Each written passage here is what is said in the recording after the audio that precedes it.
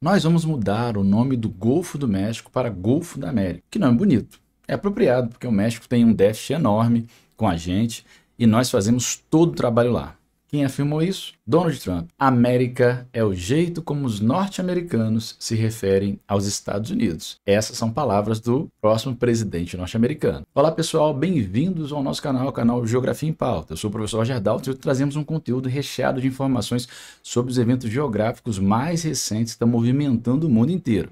Vamos analisar as declarações políticas polêmicas, desastres naturais devastadores, sempre com aquele olhar geográfico que ajuda a entender os impactos desses acontecimentos em nosso planeta e também no nosso dia a dia. Se você é novo por aqui, esse canal é o lugar perfeito para quem ama explorar o mundo através da geografia. Se inscreve aí agora, ativa o sininho para não perder os próximos vídeos e ficar atento a tudo que acontece nesse nosso louco mundo, tá galera? Compartilhe com seus amigos, interagem nos comentários, que isso ajuda bastante para ver se esses temas discutidos eles estão sendo bem claros. Queremos saber, inclusive, a sua opinião. O que você pensa sobre os temas que a gente vai abordar hoje? E são vários, tá, galera? A geopolítica e a natureza tá com bastante coisa interessante no dia de hoje. Então, vamos começar a enriquecer esse debate e pensar um pouco da lógica da geografia para o nosso dia a dia. O primeiro tema é o canal do Panamá e o Golfo do México. Recentemente, o ex-presidente Donald Trump ele fez uma série de declarações surpreendentes e também extremamente polêmicas. Em entrevista, ele sugeriu mudar o nome do Golfo do México para Golfo da América e ameaçou retomar o canal do Panamá à força, caso necessário. A situação ainda reacendeu velhas discussões sobre a geopolítica da América Latina e os desdobramentos dessas decisões para a soberania regional. O republicano diz que quer controlar a Groenlândia, outro ponto importante, que atualmente é administrada pela Dinamarca, e também insinuou que o Canadá deveria ser incorporado aos Estados Unidos. Afirmações foram feitas durante uma coletiva de imprensa nessa terça-feira, dia 7 de janeiro, começando o ano a todo vapor. Há 2 semanas da posse, o presidente eleito dos Estados Unidos, o Donald Trump, afirmou que, nessa terça-feira, que vai mudar o nome do Golfo do México para Golfo da América durante uma coletiva em Mar-a-Lago. O republicano não descartou, inclusive, o uso da força militar para tomar o controle do canal do Panamá e também da Groenlândia. Ainda não está claro o que Trump pretende com essa fala, nem como ocorreria a mudança de nome. Também não ficou claro se a medida seria uma referência ao controle da região. O Golfo do México é o maior golfo do mundo, tá, galera? Sendo cercado por terras da América do Norte, da América Central. A região tem uma superfície de aproximadamente 1,55 milhões de quilômetros quadrados e seu subsolo é rico em petróleo. Além dos Estados Unidos, o Golfo também banha o México e Cuba. O republicano reiterou que aplicará tarifas pesadas para o México e para o Canadá, alegando que, para compensar o fluxo de drogas e pessoas entrando para os Estados Unidos, só essa medida. Em relação ao Canadá, Trump sugeriu que o país fosse incorporado aos Estados Unidos, é isso mesmo, tá? Se tornando o 51º estado norte-americano. O presidente eleito disse ainda que poderia usar a força econômica para uma fusão entre os dois países. Trump afirmou que o controle do canal do Panamá deveria ter permanecido com os Estados Unidos, pois o canal representa uma rota vital para o comércio internacional. Ele também mencionou que a importância estratégica do Golfo do México para os Estados Unidos é fundamental e propôs por isso renomeá-la à força, para levar a identidade americana sobre essa área que ele considera estratégica. O canal do Panamá, galera, foi entregue ao Panamá em 1999 após décadas de controle justamente dos Estados Unidos. Ele tem grande importância econômica, geopolítica para o mundo. Ele conecta o Oceano Pacífico ao Oceano Atlântico, sendo uma das principais rotas de transporte marítimo do planeta. Retomar o controle do canal violaria, claro, os tratados internacionais e poderia provocar tensões e crises diplomáticas severas, tá? Essas declarações de Trump parecem mais uma estratégia para reafirmar a posição dos Estados Unidos como uma potência hegemônica naquela região, mas ao mesmo tempo se esbarra na soberania do Panamá, que desde a sua independência em 1903 tem buscado forças e formas de se fortalecer, especialmente após o controle do canal. Retomar o canal também teria impactos econômicos negativos, como a violação de acordos de comércio e transporte internacional, que são essenciais para a economia global. Então não é uma coisa tão simples quanto uma retórica de falar sobre isso, tá, galera? Desde a transferência do canal para o Panamá, o país tem administrado a rota com grande eficiência, gerando bilhões de dólares, inclusive em receita anual, e tem buscado também modernizar ainda mais a infraestrutura. A posição estratégica do Panamá, aliada à sua crescente influência política e econômica, coloca o país como um ator importante das relações internacionais da América Latina como um todo. E o que você pensa sobre essa situação? Comenta aí o que você acha sobre essas declarações polêmicas aí do nosso querido Donald Trump. Outro tema polêmico para o dia de hoje, né? A Meta e a checagem de fatos, né? A Meta, dona da gigante Facebook, do Instagram, anunciou que está encerrando o seu sistema de checagem de fatos, que era feito por organizações independentes, e passará a adotar um sistema de notas da comunidade, inclusive inspirado no modelo utilizado pelo X, o antigo Twitter. O sistema de checagem de fatos já foi utilizado por anos para combater a desinformação em suas plataformas, mas a Meta acredita que a participação ativa dos usuários deve ser mais eficaz para garantir um ambiente mais dinâmico e menos sujeito à censura. A Meta, dona do Instagram e do Facebook, anunciou nesta terça-feira, dia 7 de janeiro, que está encerrando o seu programa de verificação, tá, de fatos. A empresa vai adotar as notas da comunidade, como eu falei, em que os próprios usuários fazem correções, um recurso similar ao implementado pelo X de Elon Musk. O anúncio feito pelo próprio presidente executivo da empresa, o Mark Zuckerberg, que afirmou que os verificadores têm sido muito tendenciosos e politicamente destruíram mais a confiança do que criaram. Em um vídeo publicado no Instagram, Zuckerberg disse também que a empresa vai trabalhar com Donald Trump, que assume a presidência dos Estados Unidos no próximo dia 20 de janeiro. Em uma fala que se alinha do rival Musk, o presidente da Meta falou que pressionar os governos que, segundo ele, perseguem as empresas norte-americanas para implementar mais a censura. Isso seria uma estratégia importante para uma dinâmica global. A medida, é claro, gerou discussões. Por um lado, a Meta busca a maior participação dos usuários, que poderia permitir uma maior diversidade de opiniões. Contudo, por outro lado, especialistas temem que isso, na verdade, vai abrir um espaço para mais informação, fake news, que já é uma coisa comum nas redes sociais, né? Nem todo mundo tem a capacidade ou a intenção, né, de verificar a veracidade das informações. A mudança tende a ser vista como uma tentativa de aliviar a pressão sobre a plataforma, que enfrenta crítica crescente por ser um canal de propagação de informações falsas. O sistema de checagem de fatos envolvia jornalistas, agências especializadas para garantir que as informações fossem minimamente verificadas antes de serem compartilhadas amplamente dentro da plataforma. O novo modelo de notas poderá ser mais suscetível a interpretações, inclusive enviesadas, tá, galera? Especialmente os usuários com interesses políticos e econômicos usarem a plataforma para moldar as narrativas de acordo com aquilo que ele acredita, ou seja, em seu favor, né? De acordo com pesquisas de várias ONGs e universidades, a Meta e outras redes sociais continuam sendo um terreno fértil para a desinformação e, infelizmente, a decisão de alterar o sistema de checagem pode ser vista como um reflexo das tensões em torno da censura online e da chamada liberdade de expressão. A questão aqui é como garantir que, ao descentralizar a checagem, as plataformas não alimentam ainda mais a polarização e os danos à democracia. Galera, o que você acha sobre essa medida para o Instagram? Você concorda, inclusive, com a visão do Meta, pelo menos nesse momento, de se alinhar ao presidente norte-americano, ou é uma estratégia de mercado? Próximo tópico, galera, Venezuela e as relações diplomáticas, já que o governo venezuelano enviou um convite formal para o Brasil, mais especificamente para o corpo diplomático brasileiro, participar da posse de Nicolás Maduro, marcada para o dia 10 de janeiro, tá pertinho, tá? Contudo, o presidente Lula não recebeu um convite pessoal e decidiu que não vai comparecer à cerimônia, enviando sua embaixadora em Caracas em seu lugar. O governo da Venezuela enviou um convite formal ao corpo diplomático brasileiro para a posse de Nicolás Maduro como próximo presidente do país. O presidente Lula do PT, porém, ainda não confirmou pessoalmente e não foi convidado a participar da solenidade, pelo menos não diretamente, marcada para a próxima sexta-feira, dia 10 de fevereiro. Ainda que haja um convite, Lula já decidiu que não vai comparecer ao evento, segundo fontes mais próximas e fontes diplomáticas. O Brasil será representado na ocasião pela embaixadora do país em Caracas, tá?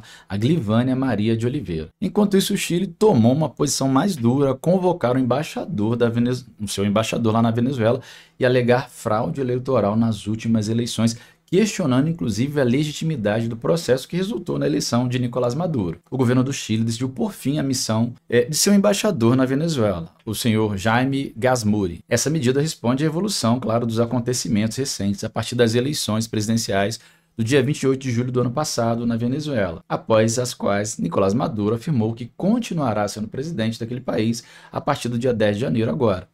como resultado da fraude eleitoral perpetrada por seu regime, afirmou o ministério em nota, tá, galera? O embaixador era o último representante do governo chileno em território venezuelano. O restante do corpo diplomático já havia se retirado e que ficava na capital Caracas, já havia sido expulso do país em agosto do ano passado em meio aos questionamentos da comunidade internacional acerca dessa eleição de Nicolás Maduro, envolta em muitos questionamentos, né? A prática do governo da Venezuela foi adotada contra outros países sul-americanos também, como eu falei no último vídeo recentemente, tá? A represada do governo chileno ocorre às vésperas da posse de Nicolás Maduro para um novo mandato, marcada para sexta-feira, dia 10 de janeiro, e é claro que a tensão com a Venezuela e com outros países da região, inclusive o Brasil, está voltando à tona. Maduro cortou relações diplomáticas com o Paraguai na última segunda-feira, após o presidente do Paraguai ter anunciado um apoio ao opositor, né, da Venezuela, lá o Edmundo González. Galera, o convite formal ao Brasil levanta questões sobre as relações diplomáticas, como elas têm se desenvolvido na América Latina. O Brasil, sob o governo de Lula, tem buscado, de uma maneira geral, um reposicionamento, né, nas suas relações exteriores, com foco no diálogo, na diplomacia. Entretanto, a Venezuela permanece um tema bem delicado, já que muitos países latino-americanos ainda não reconhecem Maduro como presidente legítimo, devido, é claro, às acusações de fraude eleitoral no último pleito do ano passado.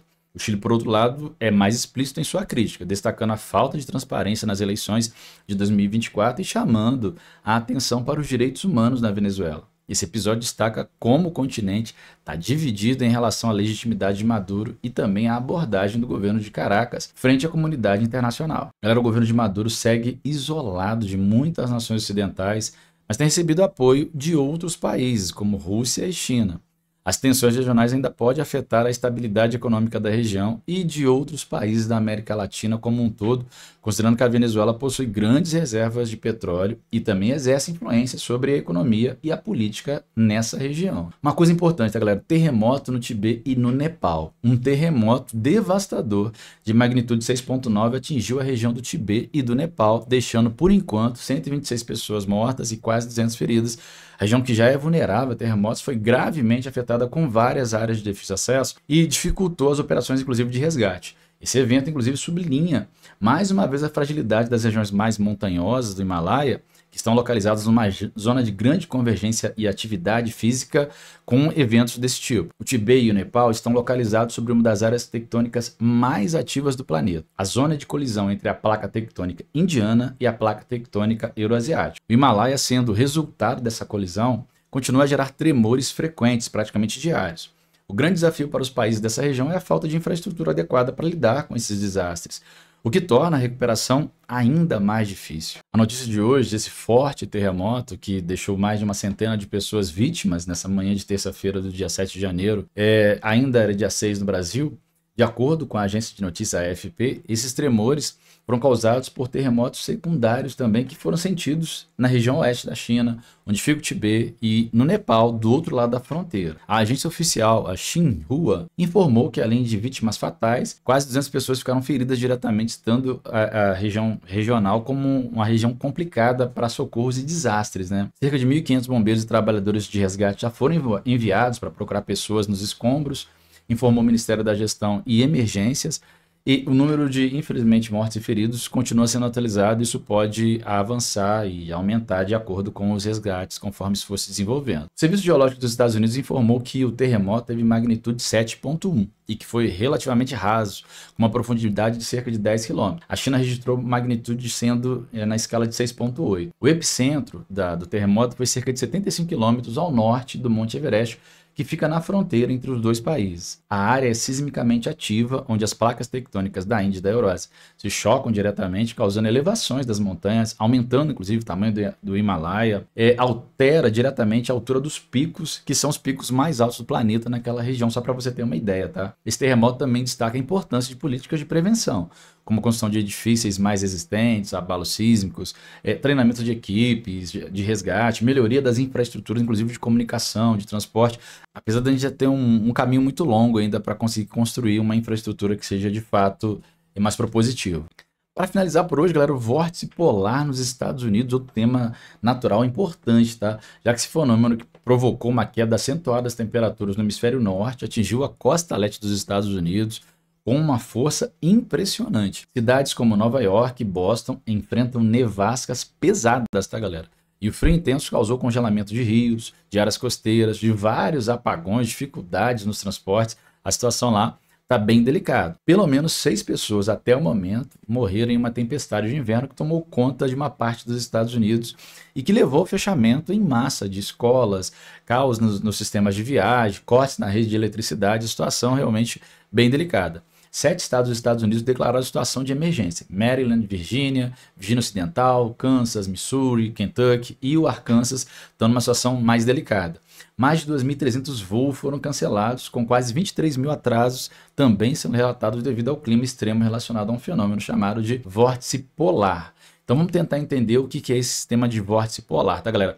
Cerca de 190 mil pessoas estão sem eletricidade nessa terça-feira, dia 7 de janeiro, em todos os Estados Unidos, e isso ainda pode aumentar conforme o aumento da tempestade. Neve e granizo devem continuar a cair durante os próximos dias em grande parte do Nordeste dos Estados Unidos, de acordo com o Serviço Nacional de Clima. Esse fenômeno, galera, se origina nas regiões polares e pode ter impactos globais.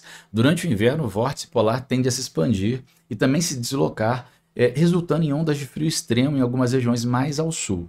Isso tem se tornado cada vez mais frequente conforme estudos indicam que o aquecimento global pode estar, sim, interferindo nos padrões climáticos e intensificando esses fenômenos de uma maneira cada vez mais interessante, mais delicada. Mas o que é em si esse vórtice polar? O vórtice polar é um fenômeno climático que vai ocorrer, galera, o tempo todo. São ciclones que se formam nos polos na região de média e de alta da troposfera, uma região mais baixa da atmosfera, onde nós estamos, inclusive, e da estratosfera. Ele se mantém em diferentes velocidades e, graças a ele, o ar frio permanece sobre os polos. Esses ciclones permanentes ficam mais fortes e mais amplos durante o inverno e perdem a força no verão. Segundo especialistas, múltiplos fatores climáticos podem fazer com que esse ar acabe liberado, desça em direção ao sul e vá para camadas mais inferiores da atmosfera. O resultado é o atual quadro de frio intenso que assola a América do Norte, que ganhou o nome de Tempestade Blair. Em parte do Canadá foram registradas temperaturas de incríveis menos 40 graus Celsius.